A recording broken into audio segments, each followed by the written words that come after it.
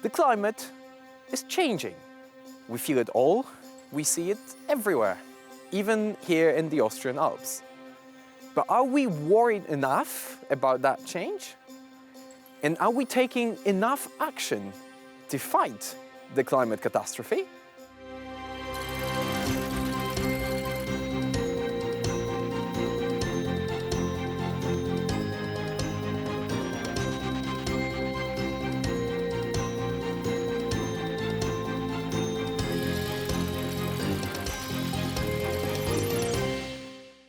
Good evening. My name is Mateusz Mazzini, and this is a very special edition of Wider View. We're broadcasting from European Forum Alpbach, one of Europe's most important conferences on foreign policy, security, and economics. This year, a lot of attention has been devoted to climate change, a topic everyone seems to be happy to talk about, but that talk doesn't always translate into action. So where are we exactly right now in the global fight against climate change? We try to answer that question in our next report. Over the last 7 years, many undeniable advances have been made in the global fight against climate change. A scientific consensus has been established that human activity contributes to global warming and fosters natural disasters. Climate policies, especially those related to renewable energy technologies, have entered mainstream politics. Even conservative parties, traditionally more skeptical towards environmental causes, now embrace them, at least in part. In many aspects, global environmental governance could be considered a success. The Conference of Parties, better known under its acronym COP, receives a lot of media attention every year. New commitments have been made, along with new transnational instruments for fighting climate change. Those include the EU emission trading system and the so-called Loss and Damage Fund. The latter is, however, a very controversial project. While it was designed as a financial vehicle to aid less economically developed countries, many argue it's simply insufficient. Established after COP 2022 in Sharm el-Sheikh, it includes contributions mostly from Western democracies. Notably, China is among the largest polluters that refuse to chip in. While it provides financial aid to the Global South, it does so outside the umbrella of the United Nations. This move has sparked criticism, given that Beijing is the world's largest emitter of carbon dioxide. But this is just one of the many problems we all have with fighting climate change. Despite political and scientific advancements, the overall picture remains grim. Emissions continue to grow, and the target of keeping temperature growth under 1.5 degrees is no longer realistic. New political movements are blooming on the far right, centered on fighting climate regulations. The threat of right-wing populism has forced Ursula von der Leyen to pump the brakes on the EU Green Deal. Left-leaning parties aren't happy either. For them, the change is too slow, too insignificant, and the goals aren't ambitious enough. Demonstrators regularly marched through Europe's largest cities in the thousands, demanding more action. Radical groups, including Extinction Rebellion and The Last Generation, have repeatedly disrupted major public events. Most importantly, however, we do not seem to be ready to change. The consumption of cheap, environmentally harmful goods is booming in the West. Policies aimed at reducing the use of diesel engines are met with resistance even from progressives. China could bring Europe's entire energy transition to a halt by imposing tariffs. Even a quick overview of the situation shows that we still haven't produced a new economic doctrine. One that could coexist with the goals of environmental global governance, as well as with the single most important goal for all of us, saving our planet. How to save our planet without, perhaps, having to sacrifice humanity in the process? I know it's a very difficult question, but I'm pleased to say I'm joined tonight by two esteemed experts in the field who will try to help me answer that. Sandrine Dixson-Declève, co-president of the Club of Rome, and Kirsten Dunlop, CEO of Climate-KIC. Good evening. Good evening. And I want to start with you, Kirsten, straight away and ask you to give us perhaps a bird's eye view, an overview of where we really are, let's call it from a perspective of global governance on environment in terms of fighting climate change. Are we where we should be? Are we where we need to be, or are we somewhere where we absolutely should not be and try to reverse the course of political action? Matthias, that sounds like one of those questions that for which the answer is already established. No, we are very far away from where we need to be. If you just relate the two things, governance, global governance as a mechanism of mobilizing global action in coordinated and integrated ways and in sufficiently transformative ways to address climate change and the scale and nature of the problem, we are currently in a situation where we will get to something like 2.4 degrees of global warming, well above the Paris Agreement by the middle of this century, and 3 degrees by the end of this century. We have global governance operating on a principle of agreements, accords, policies that are still forming, not yet holding, emissions still rising, subsidies to fossil fuels still sitting at 7 trillion per year. Yes, per year. And progress towards the Paris Agreement way off track. National development commitments still not adding up to anything like the sum of the parts that we need. And I think a struggle for all actors to really come together to understand the implications of what those global warming, temperature warming numbers really mean, and just how much disruption to the current economy, to political, economic, and social stability across the world.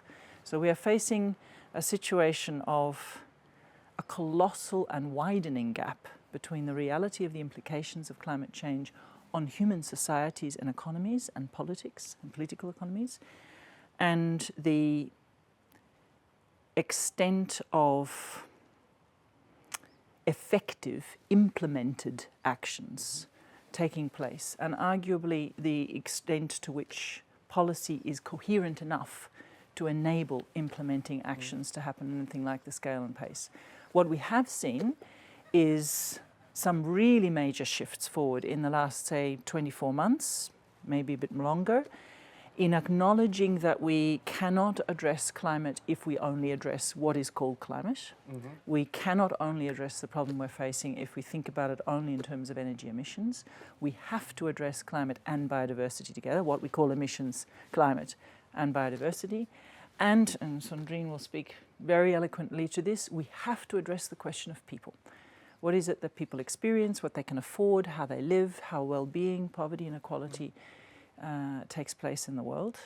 So there are major changes in an acknowledgement that those things need to be understood and governed together, but we are still very far away from the kind of coherent, joined-up, systematic and implementable policy that would enable the world to shift at the speed and scale at which it has to do. Well, politically, that sounds like a very grim picture, but I want to turn to you, Sandrine, and ask about the social side of it. Do we really have a global, overarching social consensus on a human, individual level that climate change is something that everybody needs to address in their daily lives? Or is this, as some people refer to it sometimes, a Western fantasy that people in Europe, United States, Australia, know about that and can afford introducing that kind of change, whereas in less developed, less economically developed countries, it's still far from the accurate level of awareness? So first of all, Kirsten is absolutely right, and I think she's established the tone. And it's beyond the tone, because as Kirsten said, it's the reality. So let's be very clear, all of the climate effects that we've had this year, from floods to fires, and they're still ongoing. I just came back from Brazil. And the year before, and the year before. Exactly, and the costs, because of course we immediately then get to what is the cost of inaction versus the cost of action. And this is in the most vulnerable states, as you've indicated, so those that are low-income countries, as well as the high-income countries. We're seeing it now in both. Before we all talked about Bangladesh, and it was far away, in Ethiopia and certification. Now we're seeing it on our doorsteps here in Austria, here in Germany, as well as Belgium, etc. South of Europe. So it's not just prime vacation destination among many Europeans. Exactly. And we're also seeing, by the way, migration between southern parts of Europe to northern parts of countries, for example, within Spain, within Italy, Within France, people are no longer buying as much in Provence and in the south of France, as we're seeing migration coming from the global south into Europe. So I think we need to, first of all, realize, exactly as Kirsten said, we are already very close to 1.5 degrees. We already know that at 1.5 degrees, new data has shown that the cost to GDP, economic growth, globally, can be up to 10%. So we know that the cost of inaction is very high. Now let's come to what people see, and let's come to what they're willing to do. And I think those are two sometimes very different realities, but actually they're linked. We've just done a G20 survey, both done by ourselves, so Earth for All, the Club of Rome, but also with the Potsdam Institute and others. And what we've seen is across the G20, upwards of 80% of citizens believe that climate is not only here, but they're willing to pay for it. But what they say is they're willing to pay their equal responsibility. And this is where we get to what I would call the immorality of where we are. This comes back to the trillions of subsidies that Kirsten just referred to. I'd like to refer to the windfall profits on a daily level of about 2.8 billion for fossil energy companies. The fact that most of which, if I can interrupt, are still located in the global north, right?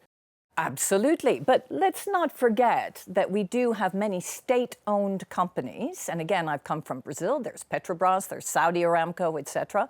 They're doing pretty well for themselves too, also in the global south. Now, the question is, are they redistributing? Are they actually creating the funds that we need, what we call the just transition funds, so that we can start to redistribute, so we can put in place mitigation and adaptation strategies? No, they're not. In fact, worse than that. Those fossil energy companies are pulling out of their original commitments to invest in diversification and renewable energy. I used to work for oil and gas companies. I saw those commitments, even in the 90s and in 2000, higher than they actually are today. So for me, there's a bit of a dilemma around what is it that leadership is actually showing to its people? Because if the people are saying, we're willing to go forward, then we need to think about our economic and financial structures to enable us to actually do that. And I'll be speaking about that in the session that we'll have today actually with Kirsten on finance. We keep on talking about new capital and the needs to invest in renewables and new technology. But we don't talk enough about the perversities in our market. We currently have a market that only follows the money, shareholder value, not the needs of people, planet, or prosperity. We have an economic system that no longer actually reflects employment, that reflects real investment in actually the way in which we address debt, the way in which we address building our economies so that we actually have access to social care, hospitalization, and of course, adaptation and mitigation. We're going to talk about environmental justice in a second, but I'll turn back to you, Kirsten, and perhaps circle back to Europe, kind of touching upon what you said about politics. At the very start of the previous European Commission term, Ursula von der Leyen made the European Green Deal one of her policy priorities. We saw what happened right before the last European Parliament election. She really had to backtrack with a lot of proposals due to the pressure, threat, call it as you want, from the far right. Is this an example of a modality that climate will always have to be slave to politics? Or can we separate one and another in a magical way, perhaps? Well, I think so we need a bit more than magic. We need institutional change. Well, that doesn't sound very heartwarming. And practice. But I think it does come back to the opening question you asked about governance. One of the challenges that we have within the multilateral global system is that it is representing states, many of whose entire economies are underwritten by oil and gas and kind of preserved by the pension funds that are then investing in oil and gas to secure or to assure sovereign a degree wealth. of sovereign wealth, pensions that are assuring a degree of return that is not challenging the assumptions on the cost of inaction at all. All of that governance system is deeply grounded in the rails of the existing economy, an existing set of extractive short-term economic models and assumptions, which is exactly what has got us into this mess. There are alternatives, and they are beginning to come, in introducing into governance, and this is applying to Europe as well as it applies globally, of starting to introduce other voices. So what Sandrine is referring to, if you have 80% of populations in the G20 asking for action in different ways than the ways in which it's happening right now, you begin to have a base for acting on alternative forms of governance. And I think this comes to the question of how does Europe go forward? And indeed, it's one of the most important questions here at Alpbach. Believe in Europe, the moment of truth. What is Europe going to do?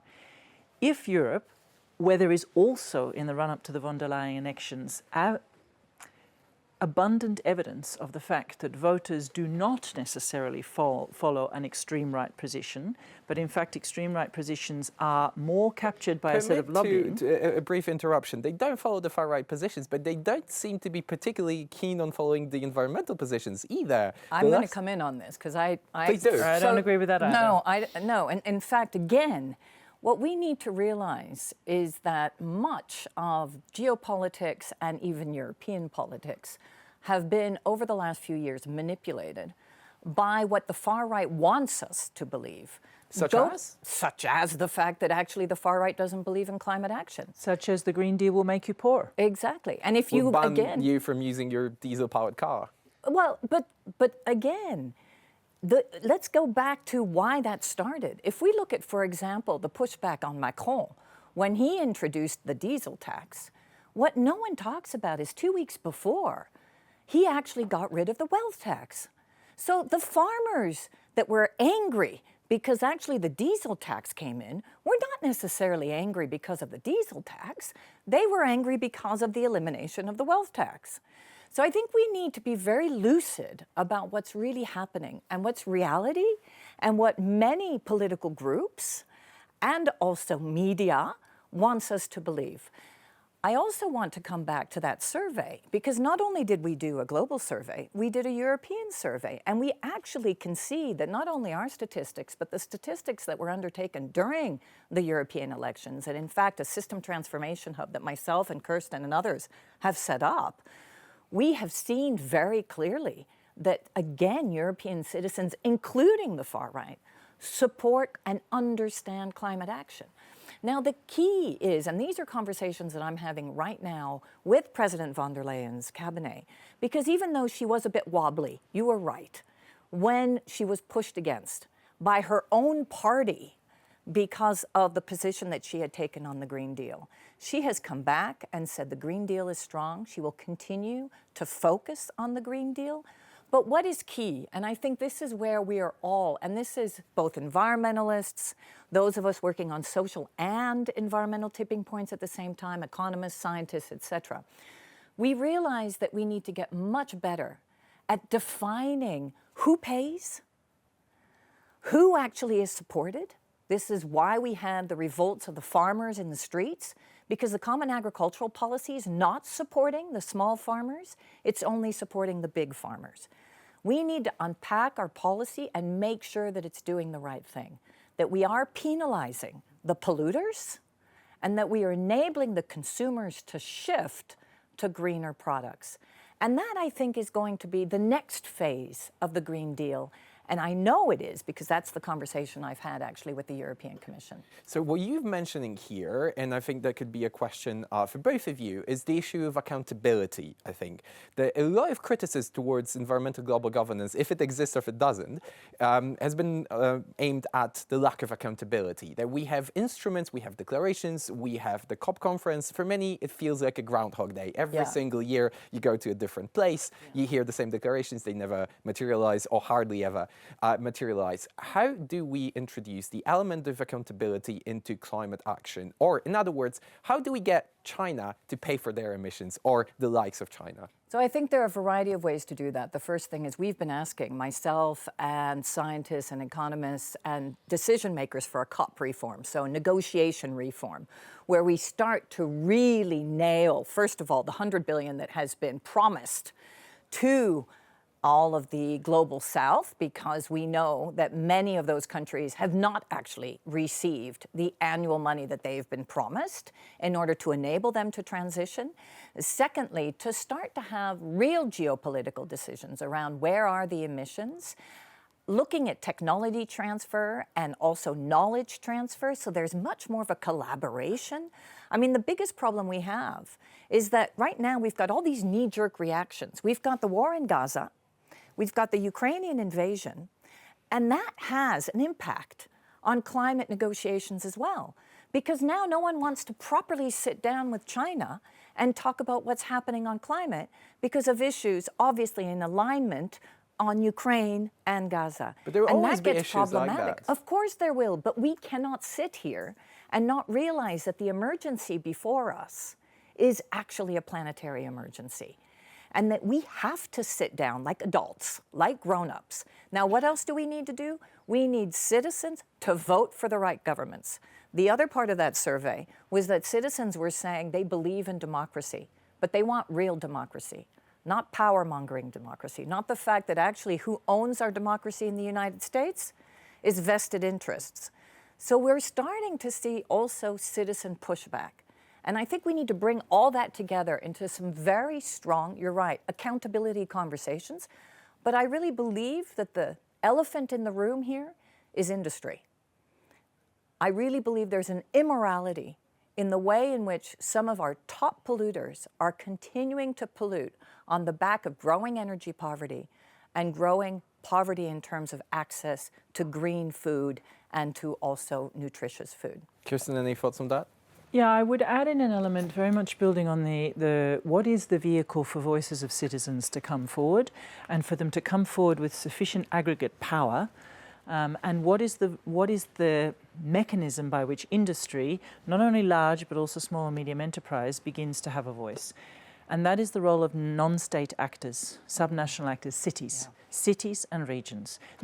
We are now entering uncharted waters for the effects of climate change on the economy, on societies and on politics, for the European Union and for this next Commission as with the rest of the world. In that context, think of it as the recent experience of COVID. We know that where things happen close to the ground, people have a much more intuitive understanding that there are relationships between very excessive heat in summer, how houses are built, whether cities are designed so that you can find shade, you can cool down, whether food supplies can come through or not. They understand that that's there. And in cities, there is a much greater mobilization of concerted action to do that. To some extent also in regions catching up, the crosswire between, say, cities and regions on rural transitions, industrial ag, and so on. Those are the levels that are starting to form more aggregate, effective, multi-level governance voices. So more hope and more power to local government. Determination, Yeah. more power and negotiation, and actually indeed the experience. One of the things that COVID forced was a degree of agility in multi-level decision-making and governance between European Commission, member states, regions and cities, kind of big provinces in some countries. And there's experience of the fact that that worked. And increasingly in discussions, there is a return to the sense of we need something like that, not in an emergency, but prior to the emergency now. And we need to find ways to get that two-way discussion happening. But it is beginning to move. Too? Quickly, yeah. Yeah, very quickly. Let's remember that when Trump pulled out of the Paris Agreement, who actually continued in the United States to meet the ambition? States and cities. And they will continue if Trump comes back. Let's hope he doesn't, but if he does. And I think it's really important what Kirsten says, because also cities are on the front line. They also are the ones that have to deal with the citizens right there on a variety of different levels, whether it's about adaptation mitigation or the fact that they're complaining in the streets. So there is a real need to also have that trans-governance dialogue enhanced so that we can meet our ambitious targets. And that's exciting, because there are ways in which cities are coming forward with really new ways of addressing the built environment, addressing renewables. We've got the prosumer approach, where actually consumers are coming together and investing in renewables. So there's a lot of excitement here. I mean, this is not just a doomsday scenario. This is about how do we face the music and how do we actually face one of the greatest challenges we've ever had in the 21st century and actually win.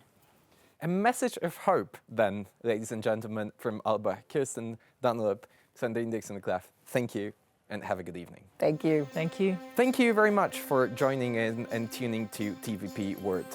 Next Thursday, we'll show you another special episode straight from Alpbach on the geopolitics of Europe. Have a good evening.